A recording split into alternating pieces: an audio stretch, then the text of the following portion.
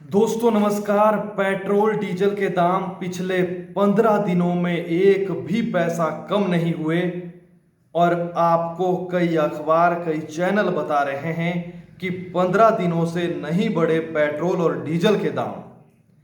आप क्रोनोलॉजी को समझिए।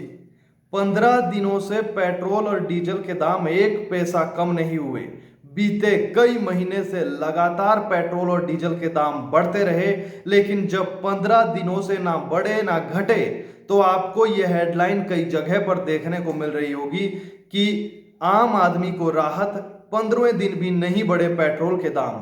लेकिन जब पहले ही आपने 100 के पार पेट्रोल को कर दिया, फिर आप कह रहे हैं कि 15 दिन तक अभी तक नहीं बढ़े, घटने चाहिए थे। हेडलाइन का आप यहां से मतलब निकालिए। देखिए, मैं सबसे पहले बात करेंगे आज से जो बदलाव हुए हैं उस पर, बात करेंगे संसद की कार्रवाई पर, क्योंकि संसद की बात इसलिए क्योंकि हिमाचल में भी कल से जो है मॉनसून सत्र चलेगा। कितना नुकसान होता है अगर आप देखेंगे कि सदन की कार्यवाही नहीं चल पाती है, कितना नुकसान होता है वो भी आपको बताएंगे। लेकिन सबसे पहले मैं आपको हेडलाइन के बारे में बताता हूं। देखिए, हेडलाइन जब आप देखते हैं, हेडलाइन जब आप पढ़ते हैं, कई जगह पर मैंने आज भी हेडलाइन देखी, सुबह लिखा गया कि आम आदमी को राहत, लगातार 15वें दिन नहीं बढ़े पेट्रोल के दाम। अब आप देखिए, बीते कई महीने से पेट्रोल के दाम इतने बढ़े कि पेट्रोल की कीमतें 100 के पार चली गई। लेकिन अब कायदे से हेडलाइन होनी क्या चाहिए थी? हेडलाइन होनी चाहिए थी कि 15वें दिन भी आम आदमी को नहीं मिली राहत, नहीं घटे पेट्रोल और डीजल के दाम। लेकिन आप हेडलाइन को देखिए, किस तरीके से उलट पुलट कर आप लोगों को बेवकूफ बनाया जाता है कि 15वें दिन भी नहीं बढ़े पेट्रोल के दाम, यानी कि अच्छा हो रहा है, नहीं बढ़े हैं अगर। लेकिन 100 102 रुपए अगर बिक रहा है हिमाचल, जब हम पहाड़ की बात करते हैं तो हिमाचल में भी कई जिलों में, लाहौल स्पीति, किन्नौर में कई समय पहले 100 के पार चला गया है। बाकी के इसमें आपको 1 रुपए 2 रुपए का फर्क दिखेगा, बाकी 98 99 तो बाकी जिलों में भी चल रहा है।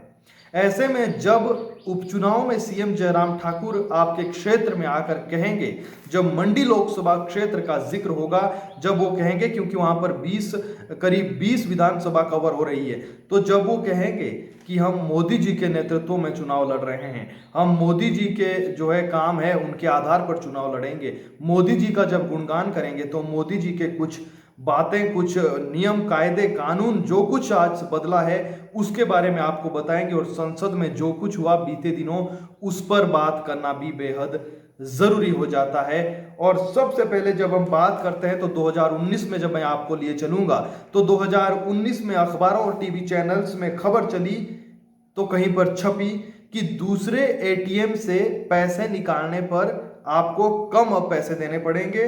केंद्रीय बैंक ने इस बारे में समिति तक गठित कर दी थी। 2019 का मैं जिक्र कर रहा हूं, 2019 जून या जुलाई में, अगर मैं गलत नहीं हूं, जून जुलाई 2019 में सरकार जो है तमाम टीवी चैनल्स, मीडिया के माध्यम से खबर आती है कि दूसरे एटीएम से पैसे निकालने पर कम पैसा कटेगा। अब कम पैसा कटेगा, इसी तरीके की हेडलाइन कुछ उस समय चली थी, इसी तरीके की हेडलाइन, और केंद्रीय बैंक ने इस बारे में समिति का भी गठन किया। लेकिन हुआ क्या? हुआ ये कि बीते महीने खबर आई कि 1 अगस्त से आपको एटीएम से, अगर आप दूसरे एटीएम से पैसे निकाल रहे हैं तो ज्यादा पैसे देने पड़ेंगे। आप यहां पर गौर कीजिएगा, 1 रुपया 2 रुपया बढ़ा दिया जाता है, लेकिन वो 1 रुपये 2 रुपये कितनी रकम होती है, कितने एटीएम धारक है।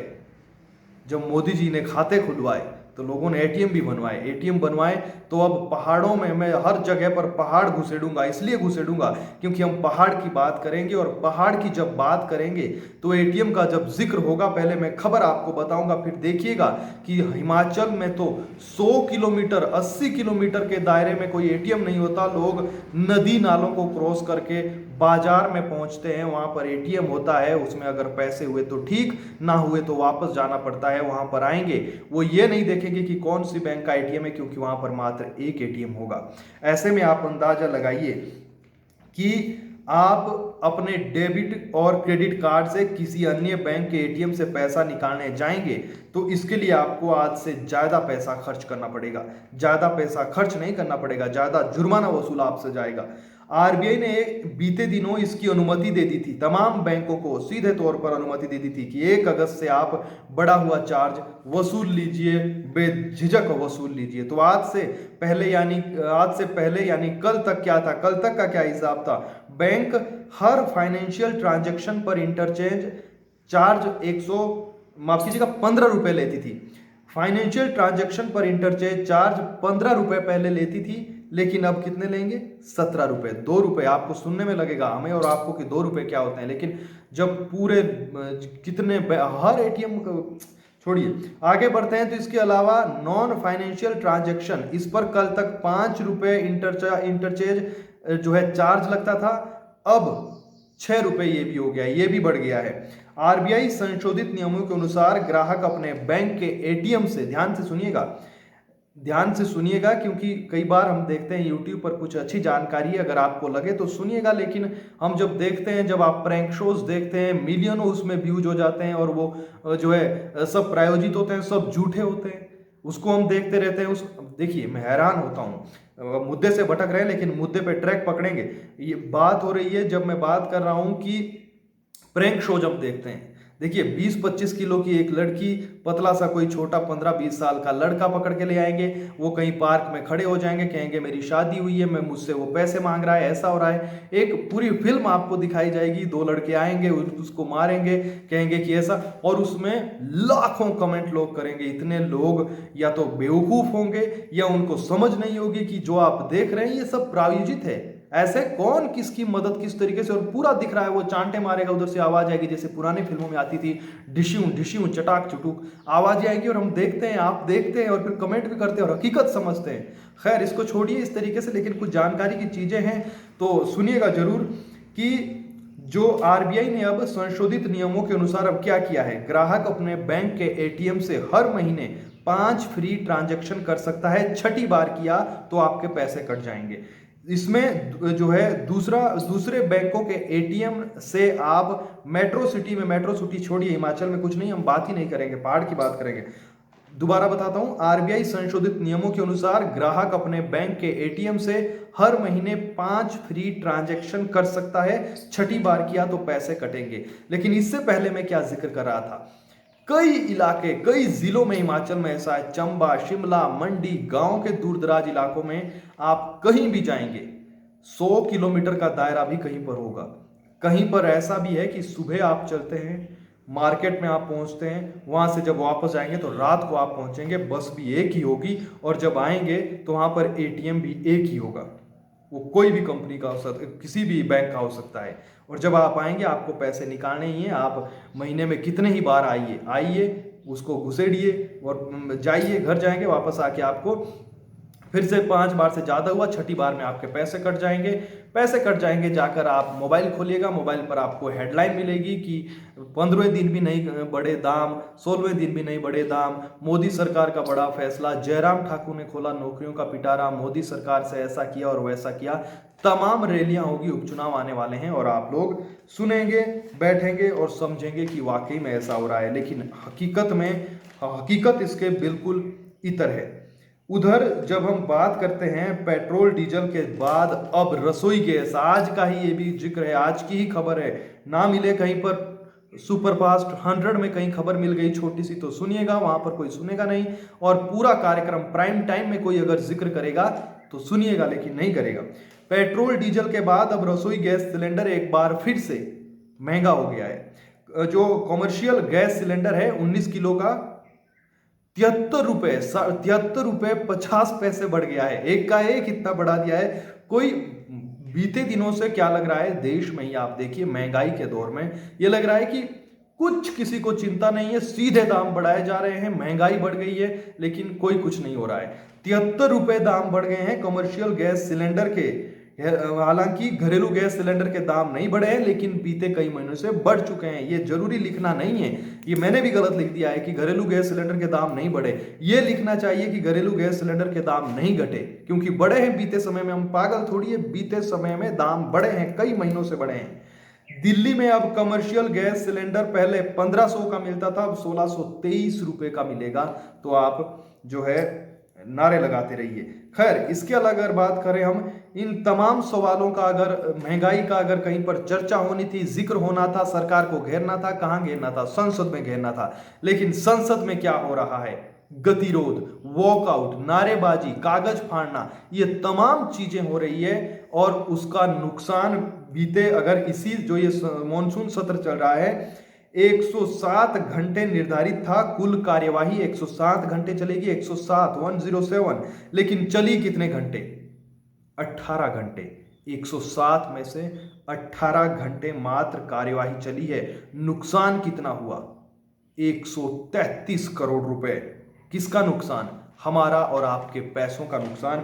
ये हमारा नुकसान है। 133 करोड़ रुपए वहां पर नुकसान हो गया। इधर जो है नेताओं, सांसदों, विधायकों के ऐशो आराम में कोई कमी नहीं है। इधर नुकसान हो रहा है। आम जनता से एक एक रुपए, 50-50 पैसे वसूले जा रहे हैं। जहां से इच्छा बोली वहां से वसूली की जा रही है, जुर्माने के तौर पर, महंगाई के तौर पर। और खुद नेताओं ने 107 घंटे काम करने की बजाय 18 घंटे किया।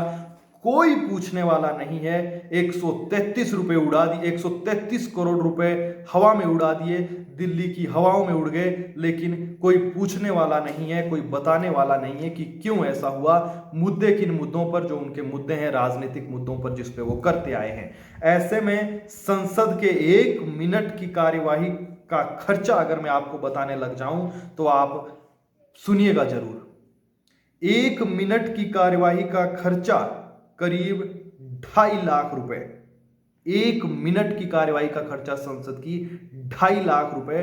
2.5 लाख रुपए हम में से कई लोगों ने देखे तक नहीं होंगे, और मुझे तो लगता है कई लोग कमा भी नहीं पाएंगे पूरी जिंदगी भर। 2.5 लाख रुपए 1 मिनट में छूमंतर। प्रति घंटा 1.5 करोड़ रुपए, 1.5 करोड़ रुपए प्रति घंटा संसद पे खर्चा आता है। और 18 घंटे कार्यवाही हुई। और कल से तो हिमाचल में भी, पहाड़ में भी मॉनसून सत्र बैठेगा, बोलेगा।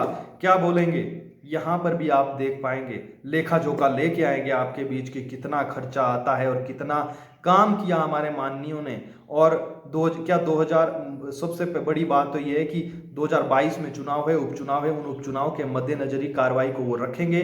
कार्रवाई को जब रखेंगे तो विपक्ष अपने अनुसार वॉकआउट करेगा, सरकार अपने अनुसार वहां पर बातें करेगी। लेकिन सवाल यही है कि ये जो आम लोगों से आखिर क्यों वसूली की जाती है हर जगह से जहां से मौका मिला, जबकि खुद नेताओं के ऐशो आराम में कितना खर्चा होता आया है। इसलिए जब उपचुनाव में आपके बीच नेतागण पहुंचे तो उनसे पूछिएगा जरूर कि कैसे आप इस खर्चे को कम करेंगे, कैसे आम लोगों के लिए आप आवाज उठाएंगे, जिन्हें हमने चुनकर भेजा है। शिमला संसदीय क्षेत्र से हमने सांसद सुरेश कश्यप को चुनकर भेजा, तो वो बीजेपी का काम करने में लगे हैं, संगठन के अध्यक्ष बनाए गए हैं। और आपने अगर सुना कि सांसद रहते उन्होंने कुछ काम किया, कुछ जो है अपने सांसद निधि के तहत कहीं भवन बना दिया, कहीं कूल बना दी, कहीं कुछ कर दिया, इसके अलावा अगर कोई मुद्दा उन्होंने उठाया हो संसद में तो वो भी बताइएगा जरूर। और हिमाचल सरकार ने भी पेट्रोल डीजल तो उनके हाथ में है, कुछ एक राहत दे सकती थी, लेकिन क्या उन्होंने राहत दी? पूछिएगा जरूर तमाम सवाल। और चैनल से कोई शिकायत हो तो हमसे कहिएगा। चैनल को पसंद करते हैं, वीडियो को पसंद करते हैं तो अपने अपनों से शेयर कीजिएगा। चैनल को सब्सक्राइब जरूर कीजिएगा तभी अगर आपको पसंद आया हो। फिलहाल के लिए इतना ही। नमस्कार।